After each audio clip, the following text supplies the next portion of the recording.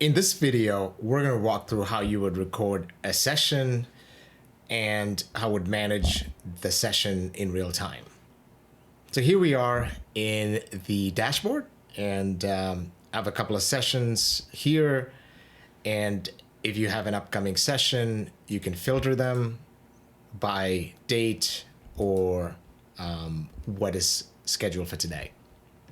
I'm going to go into this particular one. I would click Enter Room. When you get in the room, you are going to be presented with some recommendations depending on what type of browser you use. This is Microsoft Edge. Hence, there are some settings that you would want to check to make sure that your recording is intact. And if your guest is using Edge as an example, they would see the same exact recommendations. Please make sure that you follow these. These are some generic recommendations regardless of what browser you use. You don't want to have too many applications running simultaneously while you're recording.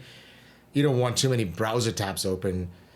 And also, you don't want to have the laptop to be unplugged because your session could last 30 minutes, 45 minutes. And if the battery is running out, the power management settings would come into effect, which means the resources that are available to record will be limited. Now, since we're recording in high quality, we're using high quality large files and are also uploading in real time, resource requirement is key. So these are important recommendations. Once you enter the room, the first prompt is about your display name, what your name is going to be in the session. And you can always turn off if you don't want the session to be displaying participant names. There's an option to join as producer. Typically, you don't need to enable this if you want yourself to be recorded. Now, if you're joining the session and you're recording others and not you, you can definitely check this box and you would be presented with a very different user interface for a producer function. In the next window, you get to select the mic that you're going to use. You can use a down arrow to select the right mic. And if you're speaking into the right mic, as you can see, you will see the response and you'll know you're using the right one. And there are a couple of options below that. One's for echo cancellation and the other is for noise suppression. If you're wearing headphones, turn off echo cancellation and turn off noise suppression if you feel you're in a quiet room. This is because these are software-based features that could eventually affect the quality of the recording. So ideally, you're wearing headphones and in a very quiet room. Now, since you are the host, you are able to control this setting for all participants when they're in the room. And I'll show you where that's done. In this window, you pick the headphone. You should be wearing a headphone to prevent feedback. In my case, I'm wearing a headphone and I've selected what that is.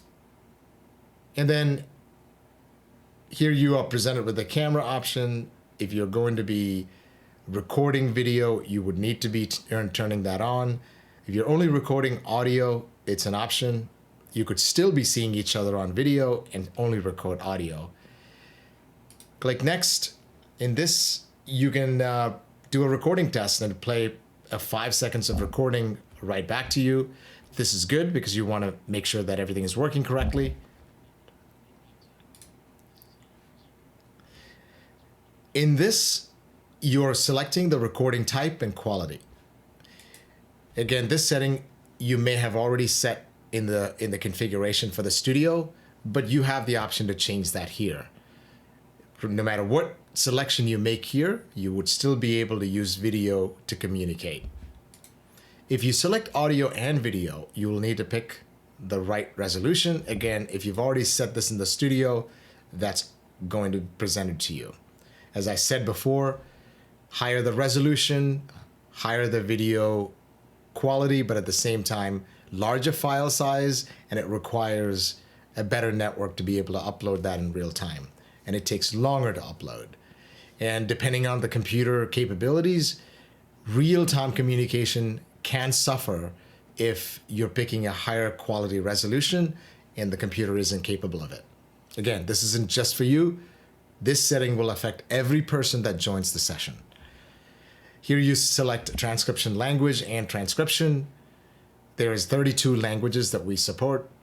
And if you select transcription, you will have a transcript after the session, but you also have the choice of enabling captions while you're in session.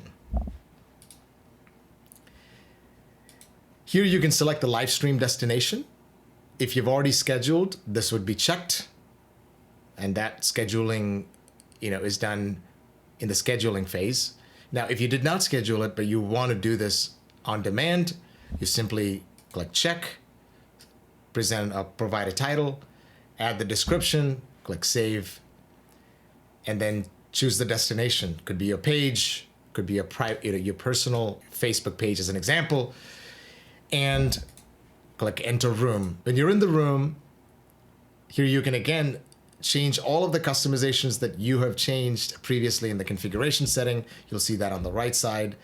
Layouts, banners, logo, background, media, intro and outro, and so on. When you're in the room and waiting for the guest, you can always change all these settings in real time. Even after the guest joined, you can change these settings that immediately be reflected. When the guest joins, on the left-hand side, the window would pop open and it will show you who the guest is, and you can click admit. Once you're in the room, you have these options where you can share the screen. And if you did share a screen, that screen share would be saved as a separate media file for post-production later on. You have the chat option. You can click more, and you have pinning options. If there are some features that you'd like to see, you can simply pin it, and it'll remain in the bottom panel. When you're ready to record, simply hit start recording. Ensure that the right destinations are selected. Again, if you've already pre-configured, this is already going to be pre-selected. Hit proceed. You'll have a countdown, and the recording will start. You'll have a timer at the bottom left. You can hit stop recording when you're ready. There is a live stream in a studio on the chat option. If you are in a live stream, you can chat with people that are in the stream when you're in the live stream tab. If you want to have private conversations with those in the studio, you simply have to select studio and chat there. And when you're ready to stop recording, hit stop recording, confirm, and it takes a couple of seconds, and your live stream will end and your recording is going to end. Now, you will see at the bottom right-hand side of every window, every video screen, a status for upload, and mine says it's 100%, but it may not always be 100% depending on how fast the network is. And if the network is slow, it might take a minute or two after you hang up, or while you're closing out the conversation, this upload would get completed. Keep an eye on this, and if it's not complete, just let your guest know that it might take another minute after the session ends. Don't close the browser. End the session, you'll be back to the dashboard, and you'll see the session being uploaded, each participant listed. If they haven't finished uploading, the status will say upload, otherwise it'll say processing, and that's it.